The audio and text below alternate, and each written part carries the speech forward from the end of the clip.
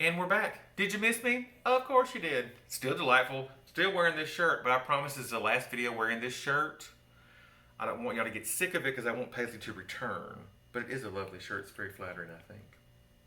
And I can sit down in it without my Spanx on and the buttons don't gap. Isn't that wonderful? Yay me. I'm skinny during Corona. So if you're following along, we are reading Almost Odis by me, Dusty Thompson. Go buy your copy. Buy one for your meemaw and your aunt and the woman that you know from the church. They will like this book because it's really funny and it's really nice and there's only one cuss word in it. Just one. And you can even skip past that when you put a little sticker over if you want to. If you want to buy one, I'll put the sticker on it myself, sign it, and send it to your meemaw. There's no trashiness up in here. No, no, no. We are upstanding people. Anyway, if you're following along, we're on page 253. The blog date is Saturday, June the 1st, 2013. I'd rather my white trash ghost simply say boo! Exclamation point. The other night, the dad hiccuped in such an aggressive and abrupt way, I didn't know what was happening and reached for his inhaler. When he caught his breath, he said, "That hiccup was so big, it made tears in my eyes as big as a horse turd." I didn't know what to do with that other than make a judgmental face like this one. That's what I did. He then asked, "You know what a hiccup is, don't you?" Before I could answer, he said, "It's a fart that got lost." And he burst into raucous laughter, which I just did. Lately, when he makes any similar statement, I have taken to looking to my left as if there's someone here who can see me roll my eyes. I'll do like this. Seriously? Like I'm looking at the audience, breaking the fourth wall, like Enola Holmes just did recently in that adorable movie that we liked, but I kind of got annoyed when she kept turning to the camera and telling me things that I could see was happening because I have the gift of vision. And it was even subtitled, even though they're speaking in English. So, thank you, Millie Bobby Brown, but I didn't need that much information from you. It's a cute show, though. Watch it. It's not like the TV camera I always thought should have been, but I am now extremely happy was not, filming me for the reality show that is my life. The dad has caught on to this practice and asked who I was looking at. I told him it was the ghost he swears lives in our house.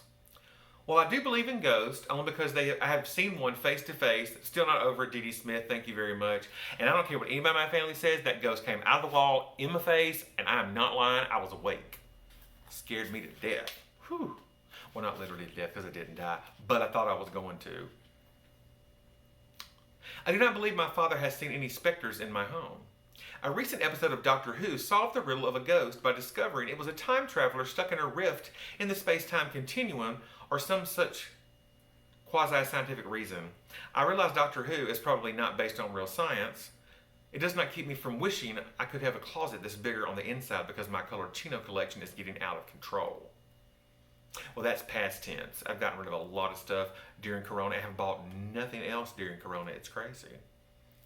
I can assure you, if there were some supernatural force in my immediate area, the activities in the dad's bathroom would most certainly cause said force to flee to the relatively safe confines of purgatory or wherever they're supposed to go.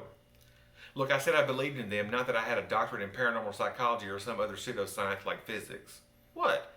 Physics is math paraded as science. I remember in college we used to do a bunch of equations to an entire page to get the formula before you started plugging the numbers in. That's messed up. That's just evil. I hated it.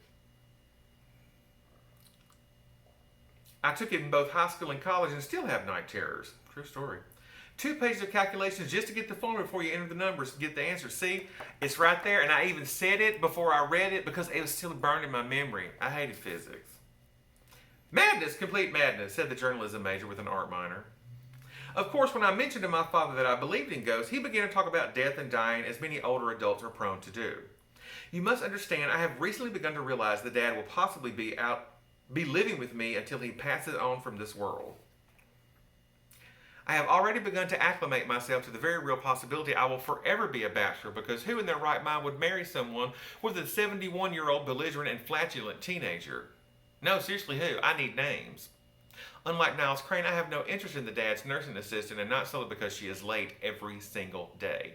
And I can assure you, if I had not sent my father back to the wilds of the boonies in the South, I don't think Ben and I would be married. My dad would have scared Ben away. He'd have ran for the hills. As he is hyper-focusing on his demise, I gave him a direct order as if he were an employee. Should he feel himself slipping from this realm, he must muster his last bit of energy and take himself into the yard, as to not taint the happy feel of my home, because I will never live again in a place where someone to my knowledge has died. I love my house and do not want to move, and no, I don't think it's selfish.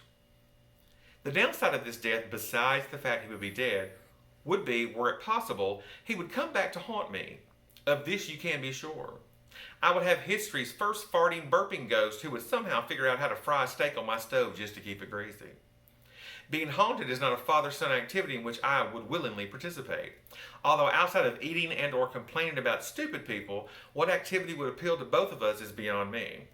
From the commotion to my immediate left, one of my father's current activities is scratching his chest with his middle shirt button unfastened like Napoleon without the couth or the short man complex. When he finished, he didn't rebutton his shirt. When I asked why he was insistent on being unkempt, he said, "What if I got another itch?"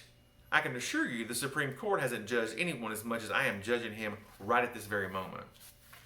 Seeing my look of mild revulsion, he sat and smiled like a cat eating sawbriars through a picket fence.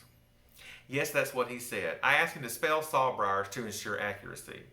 Even I, with my fluency in redneck, several dialects of country, and a passing familiarity with Mississippi white trash, I am unfamiliar with this particular phrase. Apparently sawbriars are a real thing. I googled it. And as you know, eating any briar, saw or otherwise, will require one to chew very carefully. And he looked sort of like this, which is terrifying more so than a ghost. And we'll leave you there and see you next time. Thanks.